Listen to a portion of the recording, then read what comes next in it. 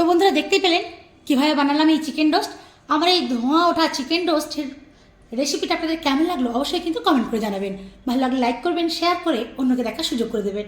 আর যারা যারা এখনও পর্যন্ত আমার ইউটিউব চ্যানেলটা সাবস্ক্রাইব করেননি, সাবস্ক্রাইব করে আমার সঙ্গে থাকবেন। আবার অন্য কোনো দিন অন্য কোনো ভিডিওর সঙ্গে হাজির হব। 1 ঘন্টা ম্যারিনেশন কমপ্লিট। এই যে এখনও ঢাকা খুলি না। আর এদিকে ওভেনে বসিয়ে দিয়েছি প্যান। আর প্যানে অবশ্যই আমি আজকে দেব ঘি বা বাটার। তবে যেহেতু ঘি দিয়ে ম্যারিনেট করে রেখেছিলাম, এখন আমি দিয়ে দেবো এর মধ্যে বাটার।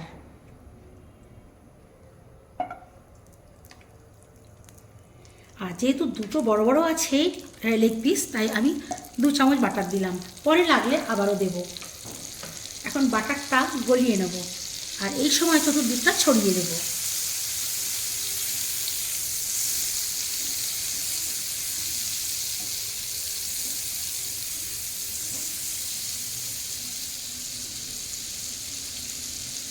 প্যান গরম হয়েই এসেছে, দেখতেই পাচ্ছেন বাটারের কালার আস্তে আস্তে চেঞ্জ হচ্ছে।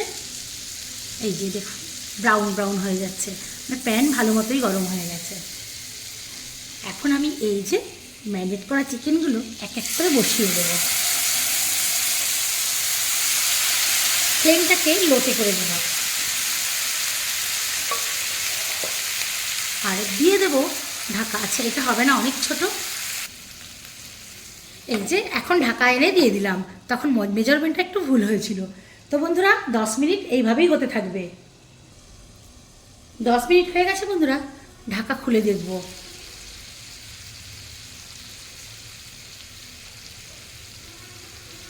এখন খুব আলতোভাবে একটা কেচার সাহায্যে উল্টিয়ে দেব।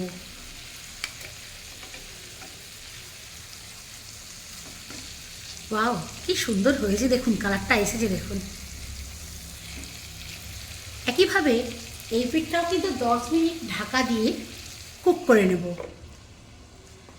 ফিরে আসছি আবারও 10 মিনিট পর। আবারও 10 মিনিট পর ফিরে আসলাম।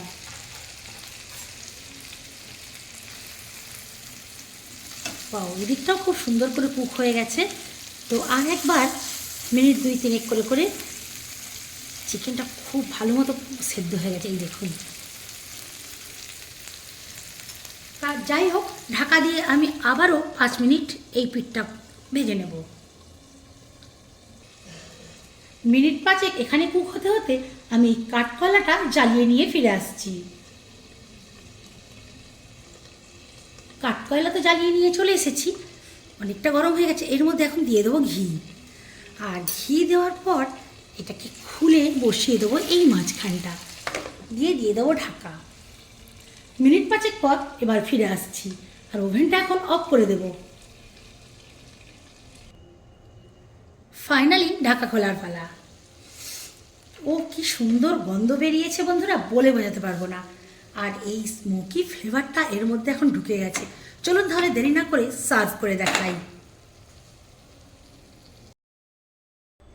হ্যালো বন্ধুরা, welcome back to my YouTube channel. আজ আমি আপনাদের করে দেখাবো ঘরোয়া পদ্ধতিতে চিকেন রোস্ট। চিকেন রোস্ট বানানোর জন্য আমি এখানে নিয়ে নিয়েছি দুটো লেগ পিস। প্রথমেই লেগ পিসগুলোকে একটু করে পেঁচিয়ে নেব।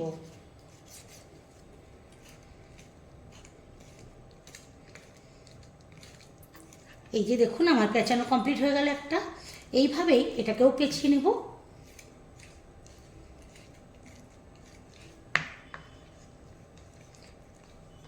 খুব ভালোভাবে দুটোই পেঁচানো হয়ে গেছে। এই পেঁচানোর একটাই কারণ হলো এর মধ্যে ঝাল মশলা যাতে ঢুকতে পারে। তো চলুন প্রথমেই যেটা দেব, এই যে এখানে হলুদ, লঙ্কা, ধনে জিরে গুঁড়ো আর নুন পরিমাণ মতো নিয়ে নিয়েছি। এটাকে আমি এর মধ্যে দিয়ে দেব। আবার আপনারা বলতে পারেন আলাদা কোনো জায়গায় কেন ম্যারিনেট করে না, আমি এখানেই মেখে নেব। এখন দেব এই যে আদা রসুনের পেস্ট করা আছে, এ থেকে 1 চামচ আদা রসুনের পেস্ট দেব। একটু কম হয়েছে তাই দিয়ে দিলাম। এখন এটাকে ভালো করে মেখে নেব। এই নুন লঙ্কা হলুদ দিয়ে ভালো করে আগে মেখে নেব।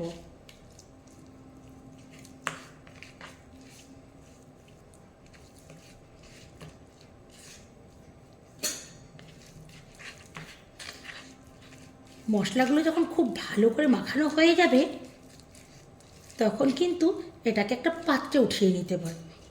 মানে আমি নেব, নিতে হবে বলাটা ভুল হবে বন্ধুরা, মানে আমি নেব, আমি আমার প্রসেসে করছি তো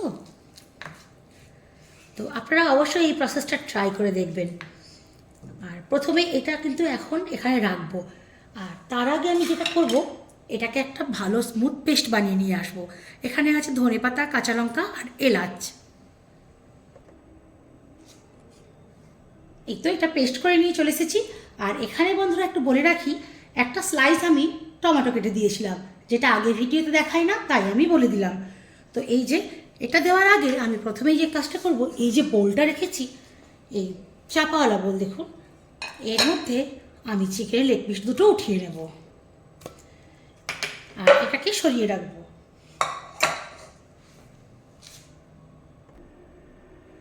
এখন বন্ধুরা একটু জুম করেছি, দেখতে সুবিধা হবে। দেখুন খুব সুন্দরভাবে মাখানো তো হয়েই গেছে। এই যে পেস্টটা এখন এর উপরে দিয়ে দেব। শুধু পেস্ট দেব না, এবার দেব ঘরে পাতা টক দই 1 চামচ, যেহেতু দুটো লেগ পিস 2 চামচ দেব।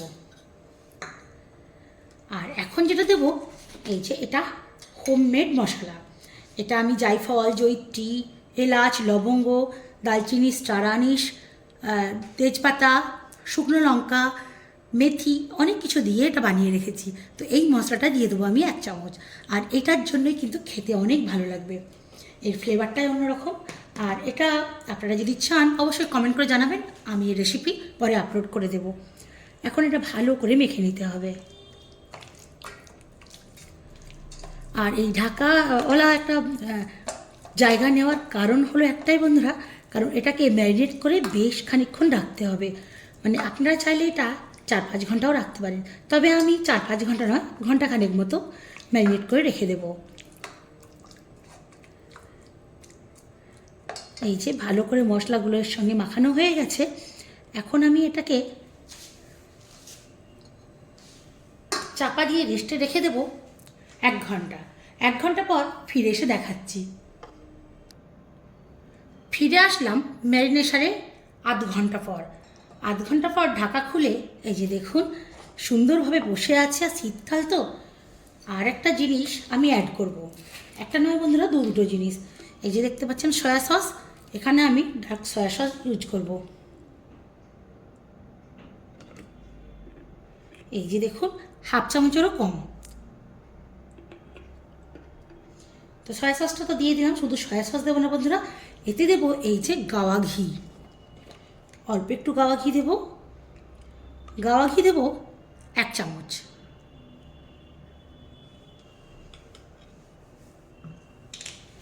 এখন আর ঘিয়ের কাজ নেই, এতটুকুই।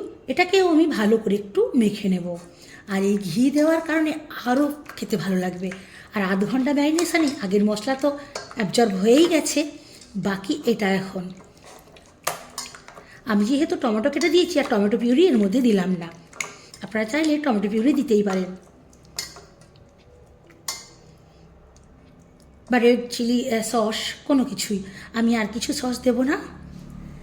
আধ ঘন্টার জন্য আবারও ঢেকে রেখে দেব। কোনো অকেশন বা বাড়িতে গেস্ট আসুক বা বাড়ির বাচ্চার বায়না সামলাতে অতি সহজেই কিভাবে বানাবেন এই চিকেন রোস্ট, চলুন ভিডিওটা না টেনে দেখতে থাকুন।